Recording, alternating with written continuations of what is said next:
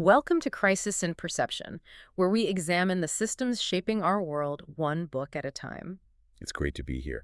And today we are tackling a big one, a really foundational text. We really are. I have to admit, prepping for this deep dive it was a bit of an existential roller coaster for me. I can imagine. It's a book that tends to do that to people. We're diving into The Selfish Gene by Richard Dawkins. And, right from the start, from the very title, this book made me feel small in a very profound way. Small. That's an interesting word for it. How do you mean? Well, I think most of us, we go through our lives with this built-in story that we're the protagonist, we're the main character, we have free will, we have purpose, we're making choices that matter. The captain of our own ship. Exactly.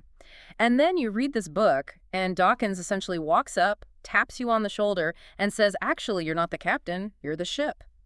Or maybe even just a temporary taxi. A taxi, that's it. Or a robot. A survival machine, as he puts it.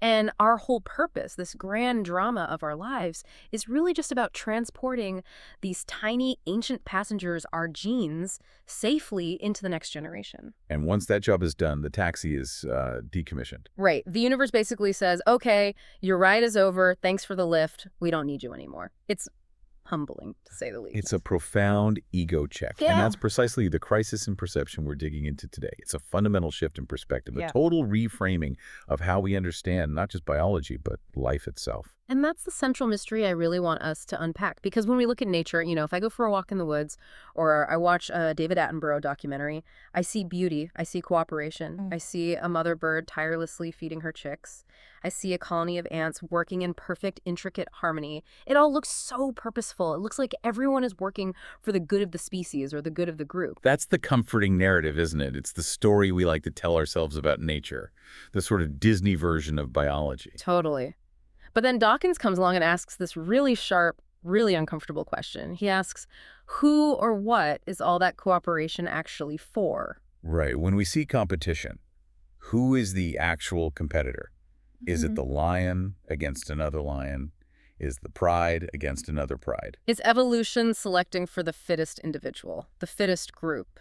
Or, and this is the big leap, is it selecting for something much smaller, much older, and much more permanent? Is it selecting for the unit of replicating information itself, the gene? And that distinction, that little shift in focus, might sound like a dry academic point to some people listening. Splitting hairs, yeah. But it changes everything. As we're going to see, it completely reframes how we think about family, about altruism, about economics, culture, even power dynamics. It's like it installs a new operating system for your brain.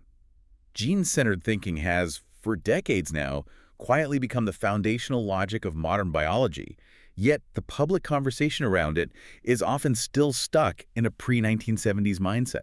It's widely misunderstood. Which is why, before we jump in properly, I feel like we need to set some ground rules, because that title, The Selfish Gene, it's incredibly provocative. It immediately triggers people. It does. It sounds like a justification for, Gordon Gekko's greed is good philosophy. It sounds like we're about to provide a biological excuse for every selfish jerk on the planet. And I want to be crystal clear, that is not the mission of this deep dive. Absolutely. This is not a moral debate. Yeah. We are not saying that because genes operate on a principle we call selfish, that people ought to be selfish. That's a critical distinction. This is a descriptive project, not a prescriptive one. We are looking at how the system is, not how we think society ought to be. Precisely. We're analyzing the cold, hard logic of replication and persistence. If that logic seems ruthless, and it often does, remember, we're describing the behavior of molecules, not the morality of people. Blame the amino acids, not the podcasters. I think that's fair. Okay, so let's set the stage. Let's talk about the man himself. Richard Dawkins. It's 1976. This book comes out, and as you said, it's not just ruffling feathers. It's like it's challenging the whole architecture of the birdcage. But he wasn't working in a vacuum, was he? No, not at all. And Dawkins is always the first to admit this. He sees his role, and I think rightly so, as a synthesizer, a great communicator. He didn't invent all the math. Far from it. Right. In the 1960s and early 70s, you had these absolute titans of evolutionary biology people like W.D. Hamilton, George C. Williams, John Maynard Smith. They were the ones in the trenches doing the heavy lifting. The ones publishing in obscure academic journals that 3 people read. Exactly. They were developing the mathematics for things like kin selection, inclusive fitness, and applying game theory to animal behavior. The ideas were there, but they were dense. They were inaccessible to almost everyone. So what did Dawkins do that was so different? He took all that rigorous, difficult mathematics and he translated it.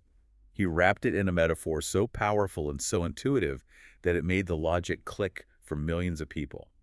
He gave the math a narrative. And he uses a great image to describe the shift in thinking himself, right, the Necker cube. Yes, the Necker cube is a perfect analogy for what he was trying to do. I remember this from like a intro to psychology textbook. It's that optical illusion, the simple line drawing of a wireframe box. That's the one. It's a two-dimensional drawing on a flat piece of paper. Right. But when you look at it, your brain doesn't see a flat collection of lines. It instantly interprets it as a three-dimensional cube. And the front face of the cube seems to be, say, pointing down and to the left. Right.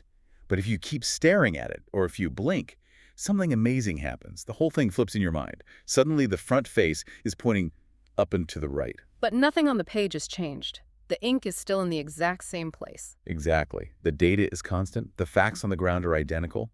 But your perception, your interpretation of that data has undergone a complete reversal, a paradigm shift. So Dawkins is saying that the gene-centered view is that perceptual flip for biology. Precisely. You could look at all the data of life, a lion hunting on the savannah, a bird building a nest, a bee pollinating a flower, from the traditional perspective of the individual organism. And for a lot of things, that view works just fine. It makes intuitive sense. But not for everything. There are these nagging anomalies. There are puzzles that the individual-centered view just cannot solve. The classic example is altruism. Why would a worker bee execute a kamikaze sting on an intruder to save the hive? The bee dies. For that individual bee, it's game over, total reproductive failure, zero fitness. From an individual selection standpoint, it's a catastrophic bug in the system. If your driving principle is survival of the fittest individual, then a suicidal bee is a fundamentally broken machine. But then you flip the Necker cube. You flip the cube, you stop looking at the bee, you start looking at it from the gene's perspective. And all of a sudden, the suicidal act isn't a puzzle anymore. It makes perfect logical sense. The anomaly completely vanishes. So the book wasn't about presenting a bunch of new discoveries. It was about offering a new way of seeing the discoveries we already had, an angle that made all the pieces fit together without these weird contradictions. It's a theory of perspective. So let's state the central thesis plainly. If we boil it all down, what is the one-sentence takeaway from this book? The central thesis is that genes, not organisms, not groups, not species, are the fundamental units of selection and evolution. And we, the living beings we see all around us, humans, lions, amoebas, redwood trees, we are not the point. We are what he calls survival machines. Or vehicles. Lumbering robots. The language is intentionally provocative, but the idea is that we are temporary vessels. We are elaborate disposable hardware built by and for our genes. And the ultimate goal of this entire system, the thing that is being maximized over geological time, is the immortality of the information, the persistence of the code. It's not about the survival of the machine carrying it. Correct. And we have to be so careful here not to anthropomorphize. When Dawkins says a gene is selfish, he doesn't mean it has conscious motives or feelings. He's not talking about a little villain twirling his mustache on a chromosome. Not at all. Selfish is purely a behavioral description. A gene is defined as selfish if its effects in the world tend to increase its own probability of survival and replication, often at the direct expense of its rival versions, its alleles. It's a statement of outcome, not intent. Okay, that's a critical point to hold on to. So if we're going to really understand the system from the gene's eye view, we have to go back, way back, to beginning. Before the beginning, almost. Right. Before there were bees or cells or even DNA as we know it, we have to go back to the initialization phase, the primeval soup. I love that term. It's so evocative. It really is. So take us there. Let's say 4 billion years ago. What does Earth look like? It's an alien planet. It's chaotic. There's no life. There are no organisms. There's just physics and chemistry operating on a massive scale. Yeah. You have a warm, shallow ocean. That's the soup. And what's in it? Simple molecules. Water, carbon dioxide, methane, ammonia. The basic building blocks of organic chemistry. They're just floating around. Yeah. And then you have a massive energy source bombarding this soup constantly. Lightning strikes. Huge planet-spanning thunderstorms. Yeah. You have intense ultraviolet radiation from the sun because there's no ozone layer yet to protect the surface. You have heat from volcanic vents on the ocean floor. So it's a high-energy, high-chemistry environment, a planetary-scale laboratory. Exactly. And basic chemistry tells us that if you take Simple molecules, and you zap them with energy, they tend to form bonds. They link up into larger, more complex chains. So amino acids start to appear. Amino acids, purines, pyrimidines, the building blocks of proteins and nucleic acids. They're just forming spontaneously, randomly, bumping into each other in this vast chemical stew. And it's crucial to remember there is no plan here, no intent, there's no will to life. It's just atoms following the fundamental laws of physics. Absolutely none. It's just statistical probability over hundreds of millions of years. But then, and this is the lightning strike moment, the pivot on which all of life turns, purely by accident, a truly remarkable molecule forms. Dawkins calls it the replicator. And the important thing about this molecule wasn't that it was the biggest or the most complicated. No, it had one unique, almost magical property. It could make copies of itself. It had the chemical property of acting as a template or mold for its own construction. Imagine a chain of different atoms floating in the fluid. It has a specific sequence and shape. Other building blocks floating nearby in the soup have a chemical affinity for certain parts of that chain. So they're attracted to it, they line up and snap into place. They snap into place one by one, forming a new chain alongside the original. And because of those specific chemical affinities, the sequence of the new chain is identical, or nearly identical, to the original template. And then at some point they break apart, and where there was one, now there are two. Precisely. And then those two make copies, and two become four. Four become eight. You suddenly have an exponential population explosion of this one specific type of molecule. This changes everything. This is the birth of a new kind of stability in the universe. A dynamic stability. Before the replicator, a stable thing was just something that didn't fall apart like a rock or a diamond. But now you have a new kind of stability. The stability of a pattern that persists through copying. And with copying comes competition. Because that soup, that chemical stew, it isn't infinite. Right. There are only so many of those raw building blocks to go around. So as the replicators become more numerous, they start to use up the resources. So different varieties of these molecules are now, in effect, competing for the same raw materials. They aren't fighting consciously, of course, but the ones that are better at grabbing those materials will leave more copies. And this is where Dawkins lays out the three key factors that determine which replicators will come to dominate the soup. The three fundamental types of stability for any evolutionary system. The three stability factors. Yes. If you want a system to persist through replication, these are the dials you need to tune. And the first one is the most obvious: longevity. You have to stick around long enough to get copied. That's it. If a replicator variant is so fragile that it breaks apart a nanosecond after it's formed, it's never going to make a copy of itself. It's a dead end. It vanishes from history. So any variants that are just a little bit more chemically robust will tend to become more numerous over time. Okay, that makes sense. The second factor is fecundity. Which is really just a measure of the speed of replication. How fast you can make copies. Imagine you have two types of replicator in the soup. Replicator A is very tough and stable. It can last for years. But it only makes a copy of itself once a month. Replicator B is more fragile. It only lasts a day. But it makes a copy of itself once a minute. Replicator B is going to take over the world. It will absolutely swamp the soup. In a world of finite resources, fecundity speed is a huge competitive advantage. The fast will crowd out the slow. And the third factor, this one's a bit more subtle, copying fidelity. Right. Accuracy. How good are you at making a perfect copy? This one feels like a balancing act.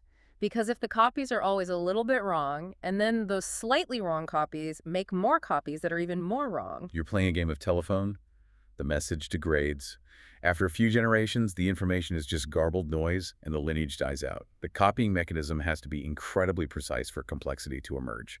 And modern DNA is astonishingly good at this. The error rate is fantastically low. But, and this was a huge aha moment for me, it can't be perfectly accurate. It cannot be perfect. That's the paradox. If copying fidelity were 100%, you would have no errors. But without errors, you have no variation. And without variation, you can have no evolution. You just have the same primeval soup filled with the same one replicator forever. Exactly. You need mistakes. You need those rare random errors in copy. We call them mutations. Those mutations create different versions of the replicator. And as soon as you have variation, you have natural selection. The system comes alive. So we have this ecosystem of replicators. They're copying themselves. The ones that are tougher, faster, and more accurate are becoming more common. But the competition is getting fierce. The soup is running low on those easy-to-grab building blocks. The low-hanging fruit is gone. And this pressure, this scarcity, drives the next great innovation of the system, the invention of survival. What do you mean? Some replicator, by a random mutation, might develop a way to break down its competitors and steal their already assembled building blocks. The first carnivore, at a molecular level. Right. Essentially, yes, a predator. And in response to that new threat, other replicators might, through another random mutation, develop a way to protect themselves, to build a physical barrier, a little wall of protein around themselves to shield them from these new predators. The first cell wall. The first primitive survival machine. And now you have an arms race. The predators evolved better chemical teeth to break through the walls. The prey evolve thicker, stronger walls to defend themselves. The survival machines have to get bigger, more complex. They get more elaborate. They start working together, clustering in colonies for protection. They develop ways to move, to sense light, to detect chemicals. All of these are just tools built by the replicators to enhance their own survival and copying rate. And you just fast forward that process for 4 billion years. And those microscopic protein walls have become skin, bone, and exoskeletons. Those simple chemical sensors have become eyes, ears, and noses. Those simple instructions have become nervous systems and brains. The survival machines are now blue whales and oak trees and us. Which brings us to one of his most powerful analogies in the book. The one that really drives home the nature of the genes that have made it this far. The Chicago gangster analogy. It's such a vivid and memorable image. He asks you to imagine a man who has managed to live a long, successful, and prosperous life in the brutal world of Chicago gangsters in, say, the 1920s. Okay. You don't know anything else about him. You've never met him. You don't know his name. But you know that single fact. He's survived and thrived in that incredibly ruthless, cutthroat environment for decades. Just based on that one piece of information, you can infer quite a lot about his character. You can make some pretty strong, educated guesses, can't you? You can infer he is probably very tough. He is probably not naive. He's probably got quick reflexes. He is probably ruthless when his own interests are threatened. He might be charming. He might be good to his friends. But he is fundamentally not a pushover. He's a survivor. And Dawkins's point is that our genes are those gangsters. The genes that reside in you and me, the ones that built our bodies, are the descendants of an unbroken line of successful survivors stretching back to the dawn of life. They have survived for billions of years in a world of relentless, often violent competition. They are the ones that didn't get eaten, didn't fall apart, didn't fail to copy. They watched billions and billions of their rivals perish. So just as with the gangster, we can infer certain qualities about the genes that have made it through this epic filtration process. We can infer that as a bedrock principle, they must possess a quality of what can only be described as ruthless selfishness. Okay, I have to stop you there, because this is where the crisis in perception really hits me, and I think it hits a lot of people. I'm looking at myself. I'm looking at you. I don't see a machine built by a ruthless gangster. What do you see? I see someone who feels empathy, someone who holds the door open for strangers, someone who will donate to help people they'll never meet on the other side of the world. If I'm just a robot built by a gangster gene, why am I not acting like a gangster all the time? That is the central, pivotal question of the entire book. And to answer it, we have to get into the details of the control system. How do these genes actually control their survival machines? Yeah. Because as you pointed out earlier, they're not sitting in our heads pulling levers like little puppeteers. Right. There's no gene for left arm, smile, say hello that's firing in real time. No. And the fundamental reason they can't do that is what Dawkins calls the time lag problem. A time lag. Genes work through protein synthesis. That is their only tool. They direct the building of proteins. That's a chemical process. Yeah. It's incredibly slow. It takes hours or days. It takes months to build an embryo.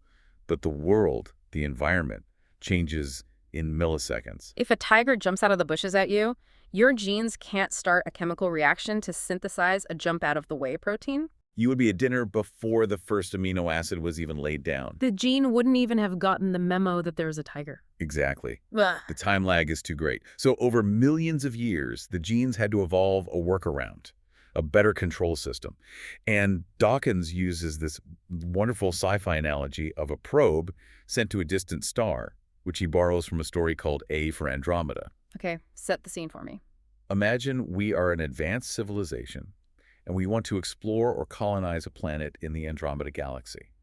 The problem is, it's so far away that a radio signal takes 200 years to get there and 200 years to get back. So you can't control a rover on the surface with a joystick from Earth. It's impossible.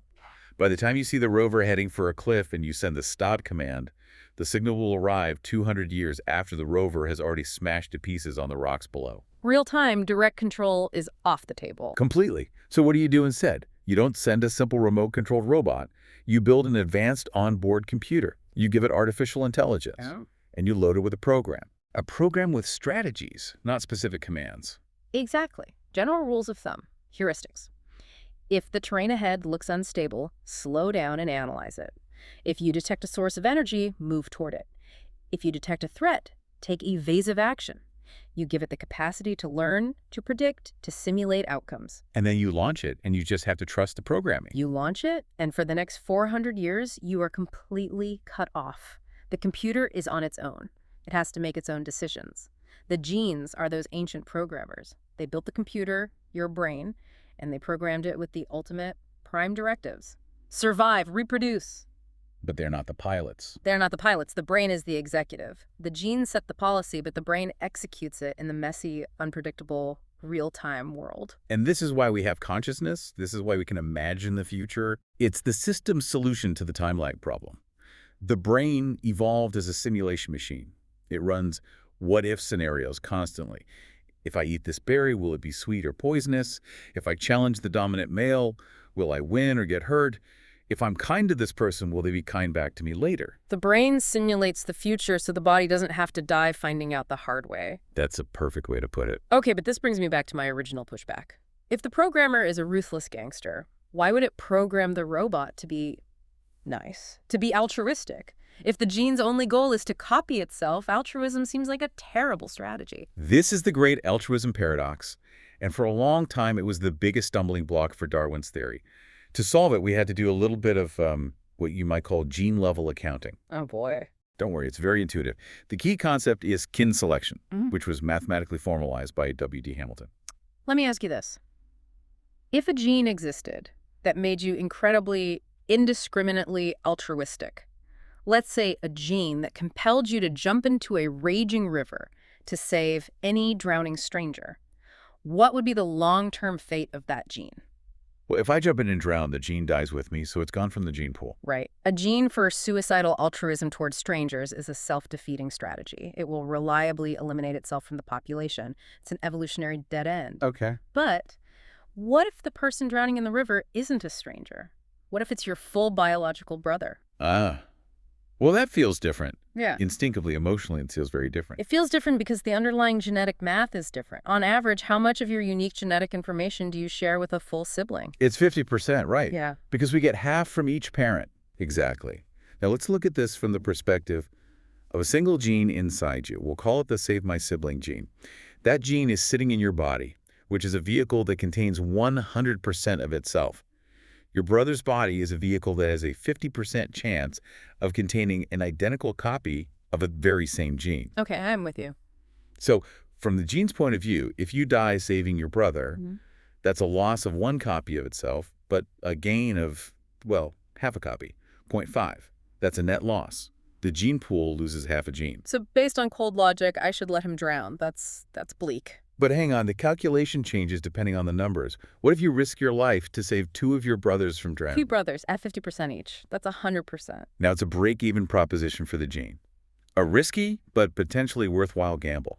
And what if you could save 3 brothers? That's 150%. Bingo. If you sacrifice your one body to save 3 of your brothers, the Save My Sibling gene has actually increased its representation in the next generation. One body died, but 1.5 copies of the gene were saved. The selfish gene doesn't care which body it happens to be living in. It's just playing a numbers game to perpetuate itself through time. So when a mother bird fakes a broken wing to lure a fox away from her nest of chicks, or a human parent runs into a burning building to save their child, we see love and heroism, but underneath it all is this cold statistical calculation. It's both. And this is such a crucial nuance that people often miss. We experience it as love. We feel the profound devotion, the panic, the self-sacrifice. Those emotions are the proximate mechanism. They are the software, the programming, the genes installed in our brains to make us do the math without having to think about it. The emotions are the levers the genes pull to get the robot to act correctly. Precisely. But the ultimate cause, the deep evolutionary reason that capacity for intense familial love exists in our hardware at all, is because, over millions of years, it was a statistically winning strategy for preserving the genetic code that built the brain that feels the love. This is all formalized in Hamilton's rule, isn't it? It is. The formula is elegantly simple. RBC. A gene for an altruistic behavior will spread through a population if the relatedness of the individuals, R, multiplied by the benefit to the recipient, B, is greater than the cost to the altruist, C. It sounds so clinical. I remember reading that the biologist J.V.S. Haldane supposedly joked in a pub, "I would lay down my life for 2 brothers or 8 cousins." He did, and it's a perfect summary of the logic. 8 cousins each share, on average, 1/8 of your genes. 8 times 1/8 equals 1. Break even. And this explains the incredible social structures we see in insects. It's the key that unlocks the mystery of the social insects. Hymenoptera, that's ants, bees, and wasps, are the most intensely altruistic creatures on the planet. The vast majority are sterile female workers who work themselves to death, raise their mother's offspring, and will commit suicide to defend the colony without a second thought. Why? I always just assumed it was for the good of the hive, a kind of group spirit. The old explanation. But it turns out there's a bizarre quirk in their genetics called haplodiploidy. The way they reproduce means that sisters in a hive share, on average, 75% of their genes with each other. Wait, 75%? That's more than they'd share with their own children. Exactly. A worker bee is more closely related to her sisters than she would be to her own offspring, which would only share 50%. So from a genes perspective, the most effective way to pass on your DNA is not to have your own kids, but to help your mother, the queen, produce more of your sisters. So the hive isn't a communist utopia. It's a family business where the profit margins for nepotism are dialed up to 11. Okay, so kin selection explains altruism between relatives. It's really just gene selfishness operating through multiple bodies. But that doesn't explain everything. Humans cooperate with non-relatives all the time. Society is built on it. We trade, we form alliances, we obey laws. And that's the next piece of the puzzle. To explain cooperation between strangers, we need to move from genetics to game theory, and specifically to the concept of the evolutionarily stable strategy, or ESS. This is where Dawkins introduces the work of John Maynard Smith, and to get our heads around it, we need to play a little game. Thought experiment, yes. Imagine a population of birds who are competing for a resource, let's say a piece of food. We're going to model 2 very simple behavioral strategies they could adopt. Okay. Strategy number 1 is the hawk. Hawks are aggressive, they always fight for the food, they escalate immediately and fight until they either win or are seriously injured. All-out war. All-out war. Strategy number 2 is the dove. Doves are displayers. They'll puff up their chests and make threatening gestures, but if their opponent starts a real fight, they run away immediately. They never get injured, but they also never win a fight against a hawk. Okay, hawks fight, doves flee. And to figure out which strategy is better, we need to assign some points, like in a video game. Exactly. Let's use Dawkins' arbitrary numbers for the sake of the example. Winning a fight and getting the food is worth plus 50 points. Getting seriously injured in a fight is worth negative 100 points. And wasting time on a long posturing display that goes nowhere is negative 10 points. Got it. So let's run the simulation. Scenario A. We have a population that is made up entirely of doves. Everyone is peaceful. It's a gentle society. When 2 doves meet over food, they have a little ritual standoff, they posture for a bit, and then one of them eventually gives up and flies away. Nobody ever gets hurt. The average payout is pretty good. It's a nice place to live. That's the key question. And the answer is no. Because what happens if, by a random mutation, a single hawk is born into this dove paradise? Well, he's going to have a great time. He's going to be king. Every single contest he enters, he meets a dove. He immediately escalates. The dove instantly flees. The hawk wins, plus 50 points. What? Next contest, plus 50 points. He never gets injured because no one ever fights back. So this one hawk gets all the best food, all the best territory, all the mates. He reproduces like crazy, and his hawk children also dominate. And very quickly, the population is flooded with hawks. The dove strategy collapses because it's so easily exploited. So that leads us to scenario B, a population made up entirely of hawks. This sounds less pleasant. It's a bloodbath. It's a nightmare. Every time 2 hawks meet over food, they have a vicious fight. Half time you win, plus 50. Half the time you get badly injured, negative 100. Hmm. The average payoff for any given fight is negative 25 points. So everyone is miserable and limping around with broken wings. Exactly. So being a hawk is a fantastic strategy if you're surrounded by doves. But it's a terrible strategy if you're surrounded by other hawks. And this creates a new opening. Right. Now imagine a single dove mutant in this world of violent hawks. What happens? Well, the dove never wins a fight, so it gets 0 points from contests. But crucially, it also never gets injured. It just runs away. 0 is a much better payoff than the average hawk score of minus 25. So the dove will live longer, be healthier, and leave more offspring. The dove genes start to spread again. The pendulum swings back. Mm. And it will continue to swing back and forth until it finds a point of equilibrium, a stable ratio where the average payoff for being a hawk is exactly equal to the average payoff for being a dove. And that equilibrium point is the evolutionarily stable strategy, the ESS. It is. In this particular example, with these numbers, the math works out to a stable population of about 58% hawks and 42% doves. At that ratio, neither strategy has an advantage and the system is stable. And the most important and frankly kind of dark insight here is that the ESS is not the best possible outcome for the group. Not even close. This is the tragic part. The best outcome for the population as a whole would be for everyone to agree to be doves. Everyone would be much better off. But that state, that utopia, is inherently unstable. It's vulnerable to treachery from within. All it takes is one individual deciding to play the hawk strategy to bring the whole system crashing down. An ESS is not the optimal strategy. It is the uninvadable strategy. It is the state that, once adopted by the majority of the population, cannot be bettered by any mutant individual strategy. That is such a powerful way to think about stability. It's not about being good, it's about being immune to cheating. And this logic explains so much about human society. Why do we invent contracts and laws and police forces? Why do we just rely on trust and goodwill? Because a system of universal trust is an all-dove strategy. It's beautiful, but it's fatally vulnerable to the first hawk who comes along.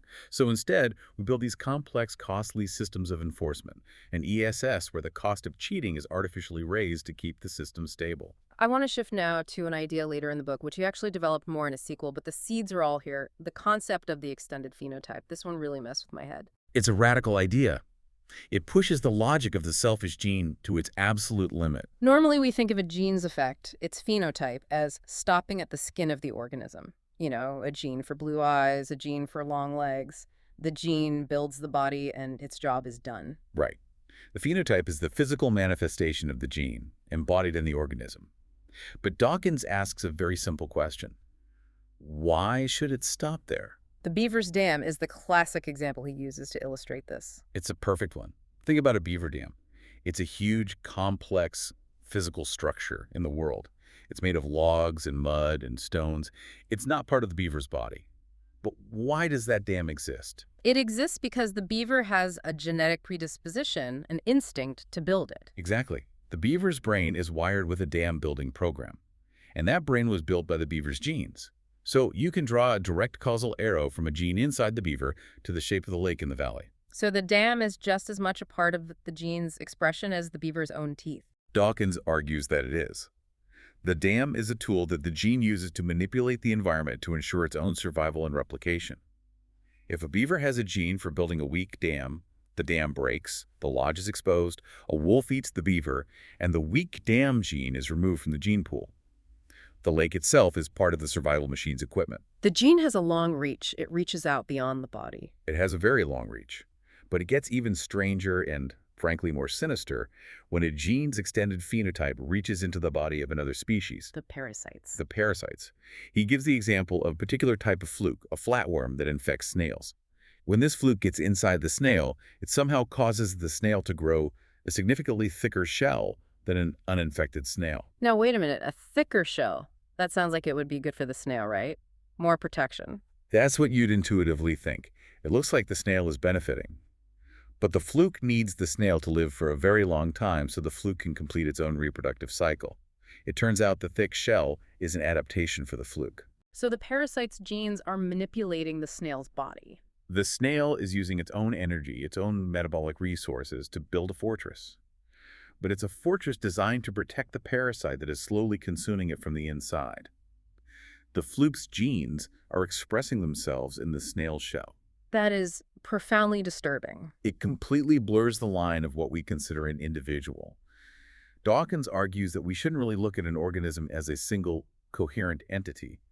We should see it as a temporary alliance of genes, a battleground where its own genes and the genes of its parasites are constantly negotiating and fighting for control of the same machinery. It really makes you wonder, if a fluke gene can manipulate a snail's body, what other kinds of manipulation are happening? Well, that's the perfect segue into the final major concept from the book, the other replicator, the one that isn't made of DNA at all. Meme. The meme.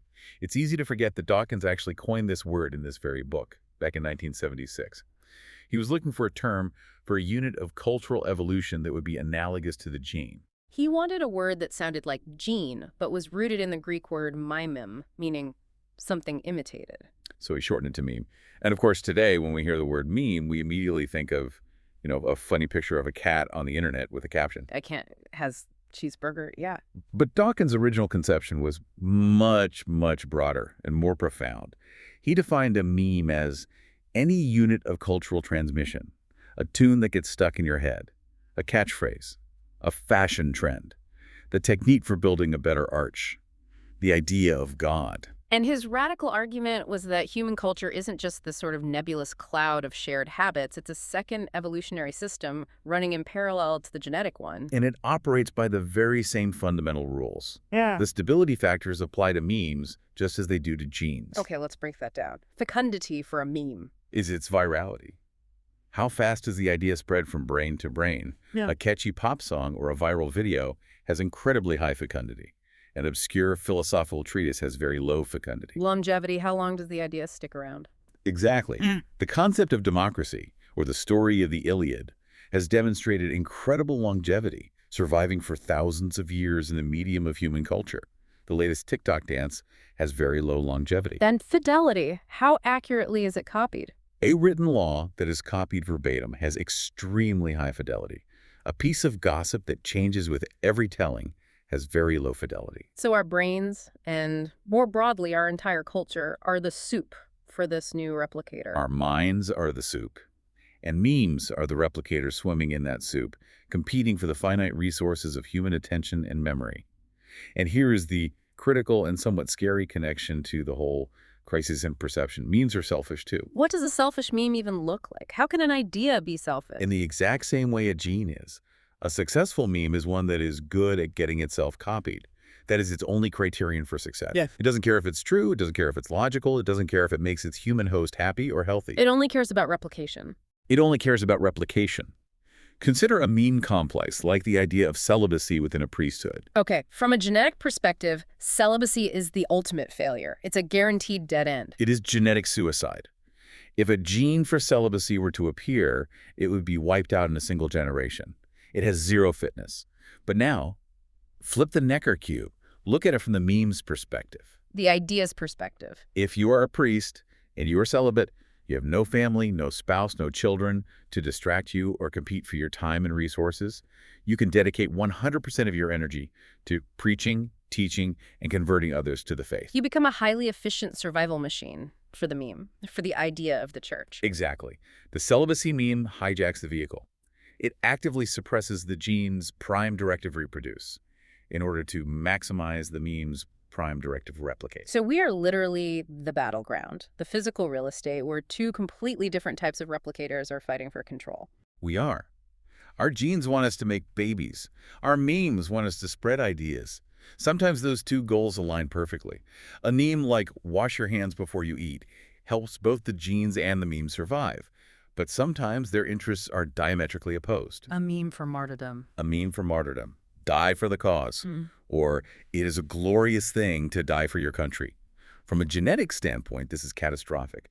But as a meme, it can be phenomenally successful. It spreads like wildfire. It inspires others. The meme replicates even though the host is destroyed. When you put it that way, it casts a very different light on things like the spread of viral misinformation or dangerous online challenges. They are informational viruses. They're not spreading because they are true or beneficial. They are spreading because they have evolved tricks to exploit the vulnerabilities in our cognitive immune systems, to press our psychological buttons in just the right way to make us share them. They are selfish replicators, pure and simple. Okay, we are getting toward the end of our time, and I want to make sure we ground all of this in the present day. We've gone through this massive theoretical framework. Why does understanding this system matter right now in the 21st century, aside from, giving me a personal existential crisis? Well, let's start with a field like evolutionary psychology. If we accept the Chicago gangster model of our genes, then we have to accept that the brains they built were designed for a world that no longer exists. We are running Stone Age software on 21st century hardware. The classic example being our craving for sugar and fat. It's a perfect one. I love donuts. My brain tells me they're the most wonderful thing in the world. And it's not a character flaw. It's not. For 99% of human history, calories were scarce and famines were frequent. If you stumbled upon a ripe fig tree or a honeycomb, the single best survival strategy was eat all of it, right now, as fast as you can. The gene that programmed your brain with an intense craving for sweet, fatty foods was a winner. But today, I can walk down the street and buy 1,000 donuts for a few dollars. The gene hasn't changed. The environment has changed, radically. And now that same ancient survival program is killing us with obesity, heart disease, and diabetes. Our modern world is a minefield of these evolutionary mismatches. So many of our modern struggles, addiction, anxiety, tribalism, rage, are essentially bugs that appear when our ancient programming interacts with our hyper-novel modern environment. That's a huge part of it. And this leads directly to the most important ethical warning that comes with this way of thinking. And that's the naturalistic fallacy. The classic is versus ought Well, problem. this is where so many people get Dawkins and this entire field of thinking disastrously wrong. They read a book like this and they think, I get it. Genes are selfish. Nature is a ruthless competition, therefore greed is good. Selfishness is natural and therefore justified. We should slash social safety nets and let the weak fail. It's just the law of the jungle. That's social Darwinism, and it's a gross perversion of the science. It is an absolute trap. It's a fallacy of logic. Just because something is a certain way in nature does not mean it ought to be that way in human society. Right. Cancer is natural. Earthquakes are natural. A lion killing the cubs of a rival is natural. We don't look at a cancer cell under a microscope and say, well, we ought to let it spread. It's just following its selfish programming to replicate. Of course not. We declare war on it. We use our intelligence, our technology, and our collective will to fight it. So understanding the selfish gene isn't a prescription for how to behave. It's a diagnosis. It's a know your enemy report. It is the first step toward true freedom. And this is how Dawkins, somewhat surprisingly to many, ends the book. On a note of radical optimism, he makes this incredible statement. We, alone on Earth, can rebel against the tyranny of the selfish replicators. We're the only survival machine that has woken up and become aware of its own programming. A lion cannot choose to become a vegetarian. A gene cannot decide to be altruistic for the good of the world. But we can. We are capable of foresight. We can simulate the consequences of our actions. We can use contraception. Contraception is the ultimate act of rebellion against our genes. It's taking the entire complex machinery of sexual desire and pleasure that the genes built for their own reproductive ends and saying, thank you very much, I'll be using this for fun now, not for making copies of you. We can build welfare states. We can give blood for strangers. We can adopt children we're not related to. All of these defy the cold, simple math of kin selection. It's a profoundly hopeful place to land. We're built by these unconscious automatic replicators.